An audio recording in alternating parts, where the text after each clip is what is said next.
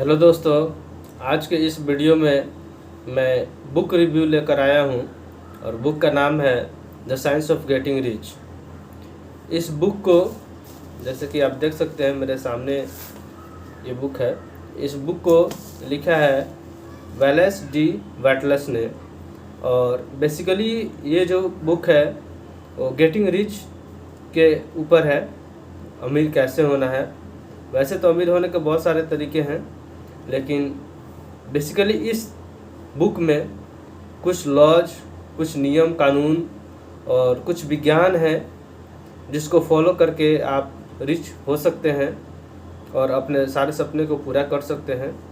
तो चलिए देखते हैं आगे इस बुक में ऐसा क्या है जिसकी वजह से एक इंसान रिच हो सकता है और बहुत सारे पैसे भी कमा सकता है। तो दोस्तों बेसिकली इस बुक में लगभग 17 चैप्टर्स हैं, जिसमें पहला चैप्टर है। फर्स्ट चैप्टर में ये कहा गया है कि किसी भी चीज़ को, कोई भी ज़रूरत को पूरा करने के लिए या किसी सपने को पूरा करने के लिए या जो हमारा बेसिक नीड्स है जैसे कि रहना, खाना, कपड़ा, ये सारे चीज़ें को पूरा करने के लिए हमें पैसे की ज़रूरत होती है। बिना पैसे के हम कुछ भी नहीं कर सकते। और आपको जैसा कि मालूम है आजकल का जो माहौल है, आजकल जो लाइफ है, हर किसी का लाइफ स्टैंडर्ड लाइफ हो चुका है। तो और उसी के अकॉर्डिंगली महंगाई भी काफ़ी बढ़ चुकी है, स्पेशली जब से कोरोना आया है उसके बाद से। तो कहीं ना कहीं उस चीज़ को मेंटेन करने के लिए अगर आप शादीशुदा हैं, आपके बाल बच्चे हैं, तो कहीं ना कहीं बच्चे स्कूल में जाएंगे पढ़ने के लिए, तो उनके फीस हो गए, फिर कपड़े हो गए, और शादी ब्याह और फंक्शंस तो हमेशा होते रहते हैं जनरली, पर्व त्यौहार भी आता रहता है बीच बीच में। तो हर चीज़ को अगर आप मेंटेन करना चाहते हैं, हर चीज़ को मेंटेन करना है, साथ में अगर आपके सपने को पूरा करना है, तो कहीं ना कहीं बिना पैसे का ये कुछ भी संभव नहीं है। और दूसरी बात कि अमीर बनने की चाहत रखना कोई बुरी बात नहीं है। कहीं ना कहीं जब तक अगर आप चाहत नहीं रखेंगे, आपके अंदर इच्छा नहीं होगी कि हाँ मुझे भी अमीर बनना है, अपने सपने पूरे करने हैं या मुझे ये चीज़ें खरीदनी है, तो आप पूरा नहीं कर सकते। क्योंकि जब आपके माइंड में आता है फिर आपको पूरा उस चीज़ को पूरा करने के लिए कदम बढ़ाते हैं, काम करते हैं और नए नए रास्ते को खोजते हैं, फिर आप उस पर चलना शुरू करते हैं, फिर आपके पास पैसे आते हैं। तो देखिए बेसिकली इस बुक में ये भी कहा गया है कि अमीर होने की चाह रखना कोई बुरी बात नहीं है और बिना पैसे का कोई चाहत भी पूरी नहीं हो सकती है। ये कोई भी इंसान खुश तब तक नहीं रह सकता जब तक उसको अच्छा भोजन न मिले, पहनने के लिए अच्छे कपड़े नहीं मिले और रहने के लिए एक अच्छा घर न हो। ये हमारी बेसिक नीड्स है, इसके बिना हम नहीं रह सकते हैं।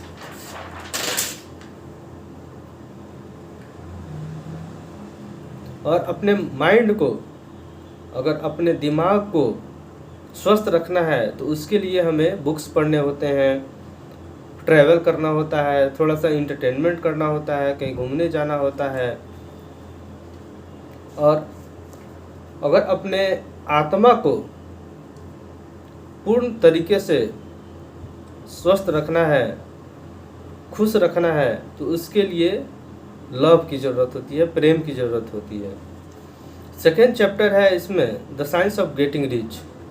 इस बुक में और इस चैप्टर में ये बताया गया है कि अमीर होने के भी विज्ञान होते हैं, उसके भी कुछ नियम होते हैं, कुछ कानून होते हैं जिसको फॉलो करना होता है।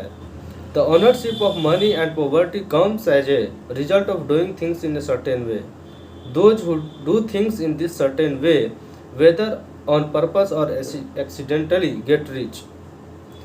अमीर होने के लिए किसी चीज़ की ज़रूरत नहीं है, किसी टैलेंट की ज़रूरत नहीं है, हायर एजुकेशन की ज़रूरत नहीं है। इसके लिए जिस काम को आप करते हैं उसको करने के तरीके को बदलना होगा। There is science of getting rich and it is an exact science like algebra और arithmetic. There are certain laws that govern the process of acquiring riches. Once these laws are learned and obeyed by anyone, that person will get rich with mathematical certainty. कहीं ना कहीं getting rich होने के भी कुछ नियम हैं। Suppose कोई दो पर्सन किसी एक ही इन्वायरमेंट में रहता है, एक ही बिजनेस करता है, एक ही तरीके से रहता है, सब कुछ सेम है, लेकिन फिर भी अगर एक पर्सन अमीर है और दूसरा अमीर नहीं है, तो इसका कारण ये है कि वो जो व्यक्ति अमीर है वो उसी काम को किसी सर्टेन वे में करता है, किसी स्पेशल तरीके से करता है। Studying the people who have got rich, we find that there are an average lot in all respects, having no greater talents and ability than other people have. It is evident that they do not get rich because they have talent and abilities that others do not have, but because they have happen to do things in certain way. From all these things, we must come to the conclusion that getting rich is the result of doing things in a certain way. कहीं ना कहीं अमीर होने के लिए किसी talent, ability, eligibility की आवश्यकता नहीं है, बल्कि उस काम को सर्टेन वे में करने की ज़रूरत है। थर्ड चैप्टर है is opportunity monopolized, no one is kept poor because opportunity has been taken away from he because other people have monopolized. इस चैप्टर में ये बताया गया है कि अगर आपके पास कोई अपॉर्चुनिटी आती है तो उसको आपको जल्दी से पहचानना है और उस अपॉर्चुनिटी को तुरंत कैप्चर करना है, तुरंत उसको ले लेना है, उसको अपने हाथ से निकलने नहीं देना है। कहीं ना कहीं बहुत सारे ऐसे अपॉर्चुनिटीज हमारे लाइफ में आते हैं जो कि हमारे लाइफ का टर्निंग पॉइंट हो सकता है। तो अपॉर्चुनिटी जैसे ही आती है उसको तुरंत कैप्चर करें, उसको हाथ से निकलने न दें। नेक्स्ट चैप्टर है the first principle in the science of getting rich, और इस चैप्टर में बेसिकली थॉट्स के बारे में बताया गया है। Thought is the only power which can produce tangible riches from the formless substances. कहीं ना कहीं थॉट भी काम करता है, हमारी सोच काम करती है। जब तक आप किसी चीज़ को सोचेंगे नहीं, उस चीज़ को कैसे पूरा करेंगे।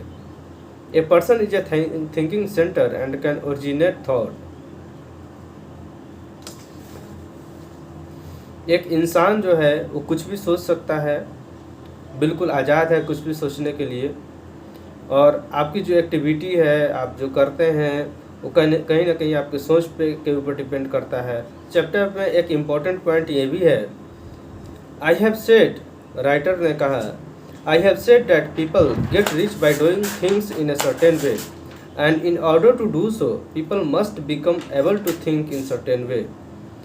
इस फर्स्ट चैप्टर में कहा गया है कि अमीर होने के लिए किसी चीज़ को सर्टेन वे में करने की ज़रूरत है, लेकिन सर्टेन वे में करने के लिए सर्टेन थिंकिंग भी होनी चाहिए। A person's way of doing things is the direct result of the way he thinks about things. To do things in a way you want to do them, you will have to acquire the ability to think the way you want to think. This is the first step towards getting rich. You are to become a creator, not a competitor. You are going to get what you want, but in such a way that when you get it, every other person whom you affect will have more than he has now. Basically इस chapter में ये बताया गया है कि आपको creator बनना है, न कि कंपटीटर बनना है। किसी नए चीज़ को सोचना है, उसको क्रिएट करना है ताकि अदर पीपुल आपको फॉलो करें। कुछ आपको इस ढंग से करना होगा, कुछ ऐसा करना होगा जिसको देख के लोग वैसा करना चाहें। 6th चैप्टर है how riches comes to you. Give everyone more in use value then you take from him in cash value, then you are adding to the life of the world by every business transaction. Basically इस chapter में हमें यह बताया गया है कि अगर किसी को हमें हेल्प करना है तो उससे कैश वैल्यू ना देकर उसे यूज वैल्यू दें। इन द सेंस, सपोज किसी को पैसे की ज़रूरत है तो आप उसे पैसे मत दो, बल्कि उसको पैसे कमाने का तरीका बता दो, जिससे कि वो ज़िंदगी भर पैसे कमाएगा और बार बार आपकी ज़रूरत नहीं पड़ेगी। तो दोस्तों अब हम चलते हैं इस बुक के समरी की तरफ। के अंदर 17 चैप्टर्स हैं। बेसिकली आपको सारे चैप्टर्स को काफ़ी ध्यान से पढ़ना है, समझते हुए पढ़ना है, और एक बार में अगर समझ में ना आए तो 2 बार 3 बार आपको पढ़ना है, तब जाके आपको अच्छे तरीके से समझ में आएगा। और रियली यह एक बहुत ही बढ़िया बुक है, मैंने इसे पढ़ा हुआ है। हालांकि एक बार में मुझे पूर्ण तरीके से समझ में नहीं आया था, तो फिर मैंने इसे दोबारा पढ़ा, और फिर अभी मैं जब वीडियो बना रहा हूँ तो फिर मैं इसको समझो कि आप ये 3rd रीडिंग है मेरा। तो कहीं ना कहीं इसमें बहुत सारे ऐसे चीज़ें बताई गई हैं, तो आपको ध्यान से इस बुक को पढ़ना है और उसको समझना है कि हमें कैसे क्या करना है। कुछ पॉइंट्स हैं इसमें जो कि काफ़ी इम्पोर्टेंट हैं, और उस पॉइंट्स को अपने लाइफ में उतार के और आप रियली आप रिच हो सकते हैं। चलिए दोस्तों, अगर आपको इस बुक को परचेज करना हो तो मैं इस वीडियो के डिस्क्रिप्शन बॉक्स में लिंक शेयर कर देता हूं, आप उस पर क्लिक करके इस बुक को परचेज कर सकते हैं। और अगर ये वीडियो आपको अच्छा लगा होगा तो ज़रूर लाइक, शेयर और कमेंट करें।